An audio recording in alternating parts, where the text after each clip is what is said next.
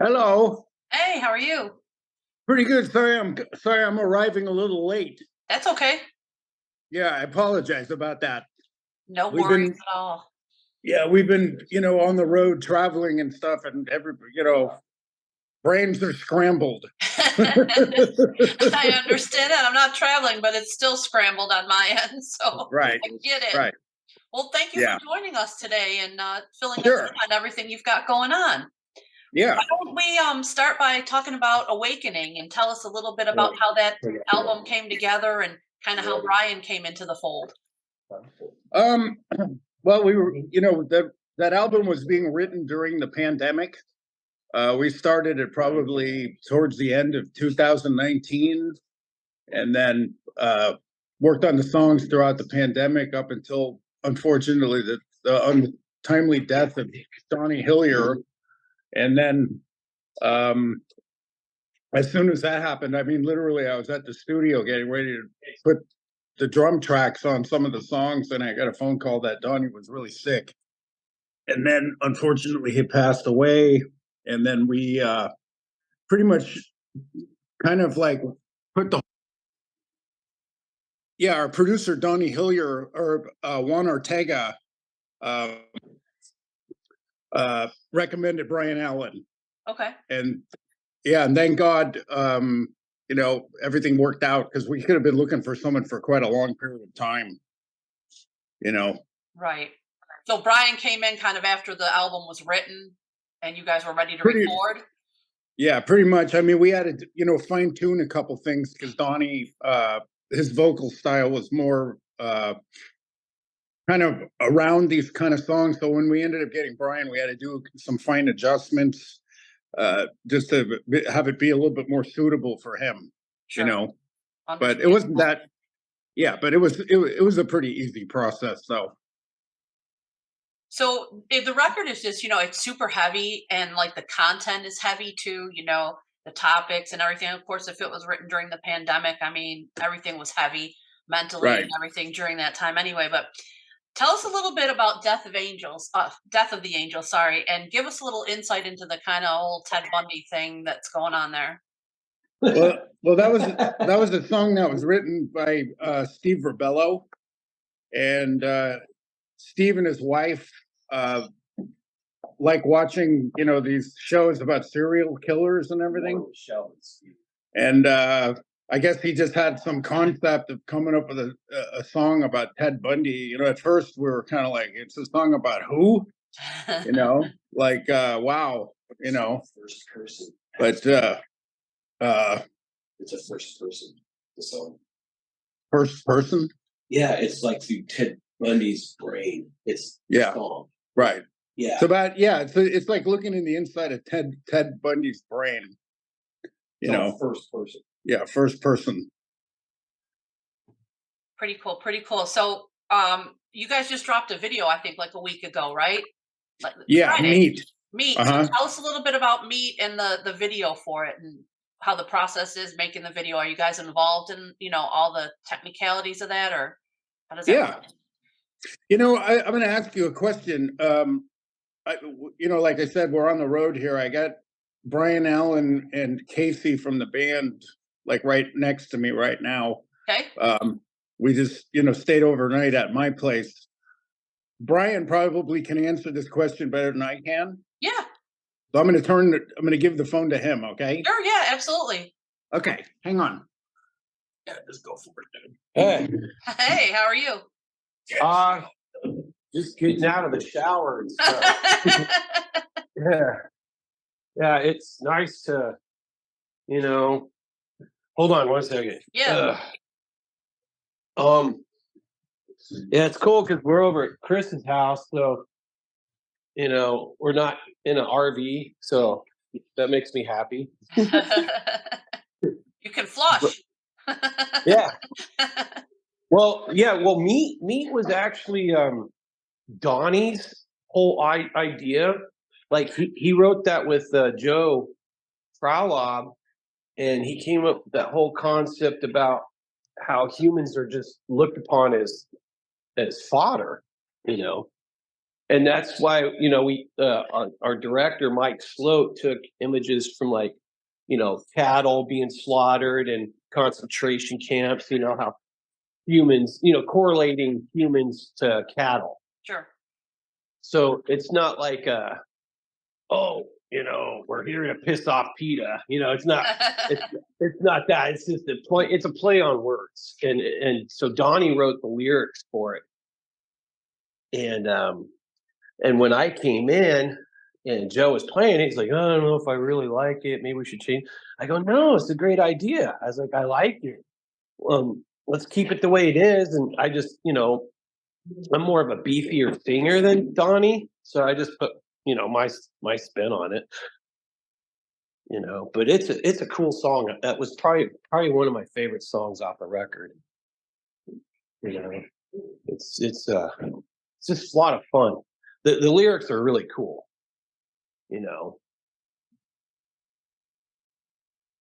So that's what I know about that song. Sorry, I think I just lost signal there for a second. I'm sorry about that. So you guys are out on tour with Queensryche right now. So how's that going so far? Well, it's very comfortable for me because I've toured with them before with my old band, Okay. my band before Trauma, and I've had a really long relationship with Todd, and known, God, those guys off and on through the metal scene for years. They're just a very it feels like you're hanging with your like a family. I mean, they really care, and they're very accommodating, and they just really welcome people. They're all out about helping you out. They're not like how most bands are like, well, you're on your own. Good luck to you. Piss off, where they'll share. Yeah, don't talk to us, and they'll like, hey, come use our shower, where they know that we haven't had a shower, or Eddie will sometimes like buy us a hotel. It's like, hey guys, I got you a day room. I'm like, oh, thanks. Or they're just very accommodating, and it's nice. The relationship that Todd and I have. So when we're both being whiny little bitches, when we're having an off day or our voices don't feel good, we can complain to each other. Like, oh God, I don't have it. Oh, I don't either. So instead of haranguing our band members, and bitching to them, and because it's just, it can be taxing, and especially for Todd. He's singing for like up to 90 minutes sometimes, and those are not easy songs. Definitely not. Yeah. And so and of course people always comparing him to Tate, so he's got that factor, and it's a lot. Being a singer, it really can affect you mentally. I mean, I kind of experienced it on a smaller scale when I was in Vicious Rumors, where people are like, oh, well, he ain't Carl Albert. And like, he's dead. I'm like, what do you want me to do? I just came on. I don't know any of that stuff. Like, it's just critics they're just a bunch of punks. They all need to be slapped up the head. Well, I think Todd does great. I think he's fantastic, in his own right, and he doesn't have to be a Tate copycat to do that. Well, he won me over. What made me fall in love with him was when I was with Vicious Rumors, and he was in Crimson Glory, and we were doing this festival called Keep It True Festival out in Germany. And I'm like, and I was a big Crimson Glory fan. And I'm like, oh, this guy ain't Midnight. Who does he think? Oh, I'm doing the same thing, that people doing. Got a chip on my shoulder, and I'm just, I go over there and I'm have my arms folded. I'm like, I'm gonna watch this guy, see how bad he chews up these songs. And oh my God, he nailed it, just freaking nailed it. And I was like, who is this guy? And I gotta get to know him. And that's how him and I became friends, and we just fell in love with each other. And I have the utmost respect and just love him dearly. He's just got such a big heart, and he's funny as hell. And he's just a very good guy. And Eddie and Whip from Queensryche, Stoney, Casey. I've known Casey when he was with Camelot. And they're all great guys. You know, And you couldn't that for makes a for a better tour experience for everybody. But I also think it rolls over into the fans too, because it makes for a better show when you guys come out and everybody's in a Oh better yeah. mood, a better atmosphere, and just wanting to go out there and do what they need to do. Oh, and Marty Friedman's been awesome too. I mean, his whole band, they're such a treat to hang out with because they're all from Japan. And Marty, they're really, it's a nice, comfortable feeling. You know, you don't have any rock star BS, and Good. which is nice, because it's Absolutely. yeah. And you guys So are coming to Charlotte, North Carolina soon. That's where I'm talking to you from in April. So give us a little rundown of what Trauma fans can expect from your set at the show.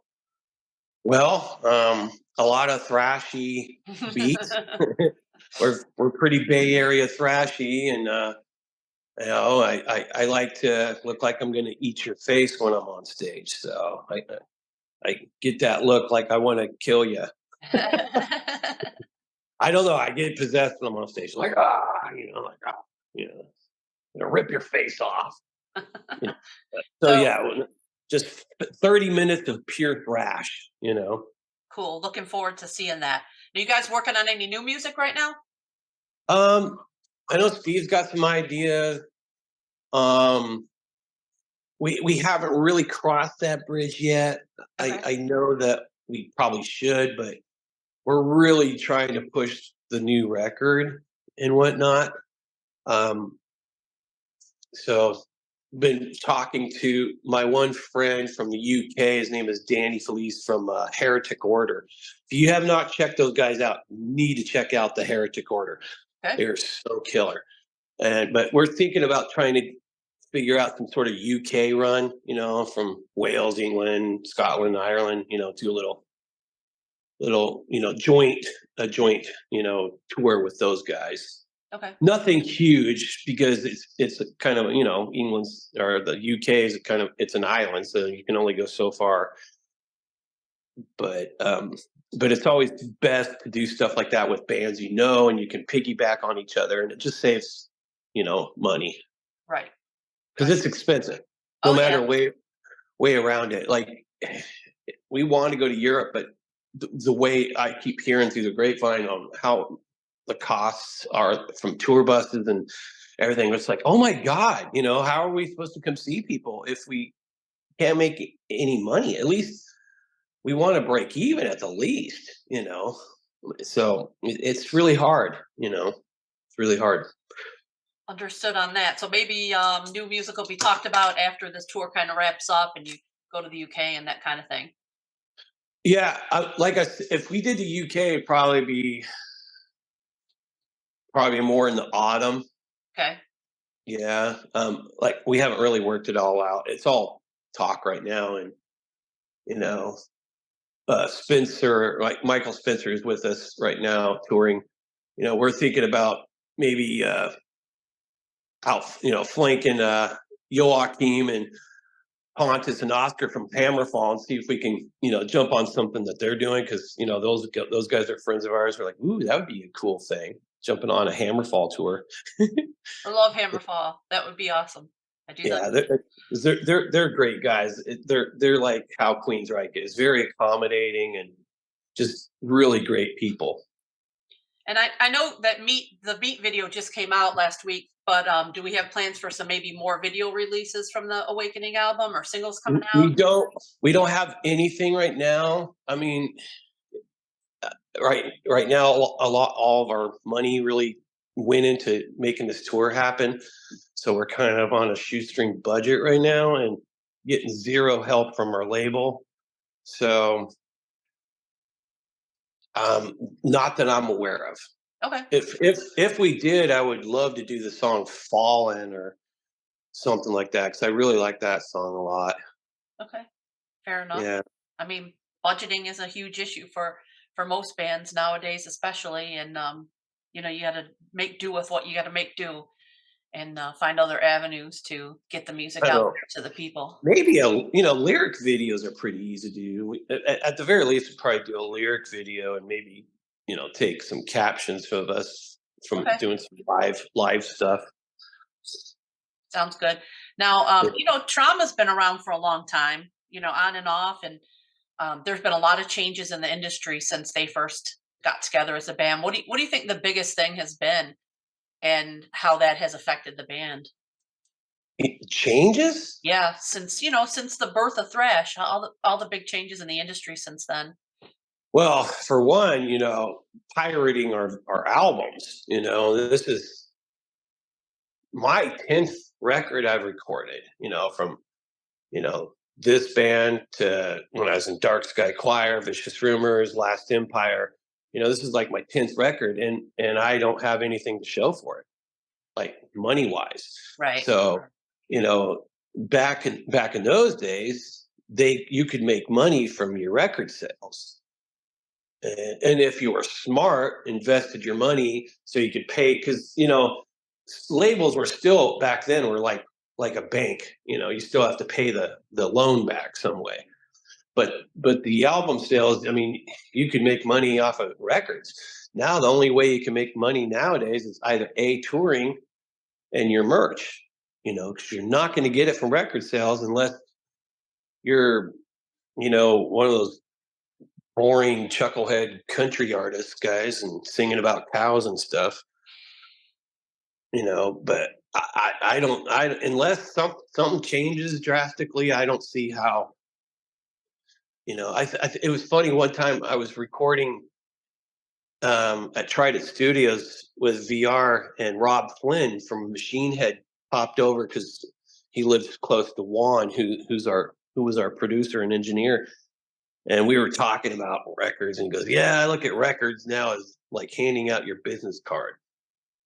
And so that always kind of struck a chord with me. Like, oh man, he's right. I mean, it totally makes sense. And he's Machine Head, so they do pretty Right. good. But he's like, it's like handing out a business card. When you mentioned the merch, being one way to make money, but in the last week or two, there's been a lot of chatter about venues taking just huge and ridiculous cuts of They've been so merch. So kind to us. We have you, haven't had that hasn't happened to you guys at all? no, Good, not at all. good. Yeah. Now there are certain venues, like I know for a fact, House of Blues, for example, in like Anaheim, is a union. So what a lot of these bands don't realize is certain venues are ran by a union, so they count everything. So it's just the way the union is. You got to pay the piper. Right. But because we're an opening act, um, they've been giving us a nice pass, and so we have not encountered that at all yet. Okay. I know in Europe there are certain venues where they'll take like 30%, which really is BS. So Yeah. that's really not cool. I'm glad that you haven't encountered that yet, because I've seen a couple artists pop up on social media just within the last few days saying, hey, we're not selling our merch at our show because the venue wants too much. But I'm glad that hasn't occurred to you, at least not yet. And No, not even not that I've heard. I mean, it's possible like Queensryche probably has to, because it's their tour, right. and they might keep a stricter eye on that. But from our standpoint, no, not at all. The only thing we've been doing is maybe, I think, giving 10% to the guy who runs our merch. Okay. And we're like, hey, that's worth it to us, so we don't have to deal with it. So like Sean, the merch guy, he does everything. He calculates everything. He's the one who's working his butt off selling merch for all three of us, for Queensryche, Marty, and for us. So giving somebody 10% to do that, who cares? That's really nice to have. And it's good to know you guys will have merch at the shows. So, and one of the best ways that the fans can support you guys is to come out and see the show, buy a ticket to the show, and buy something at the show. Definitely, yeah. Merch is, the that's the biggest thing that fans can do to help the bands itself is buying merch. That's the biggest thing, you know. It's just, you know, and you know, I'll be, well, God, they're charging $75 for a hoodie. Well, yeah, but you're also helping the band, you know. I get it, it's expensive, but you know, I guess I keep saying you know a lot. No What problem do at you, all. Well, what do you you know do? what? I appreciate. Oh, look at that beautiful doggy. Yeah, this is Casey Trask. Oh, How you doing? Yeah, he saved the tour. Our guitar player Joe couldn't do it for some reasons, and Casey came in, learned our stuff within less than a week. Played amazing. with us twice, and just freaking nailed it. And I think we're gonna steal him. Uh-oh. Yeah. Okay. Yeah. And Sean Peck's probably listening. He's probably gonna be all pissed off at me because I'm gonna steal his guitar player. Well, I don't care, Sean. Piss off. it was so nice to be able to chat with you guys, and I thank you for talking with us today. And we are looking forward to seeing you guys when you come to Charlotte on April 12th at the Underground. You got it. All right. Thanks, guys. Have a great day. All right. Thank you. Bye. Ciao.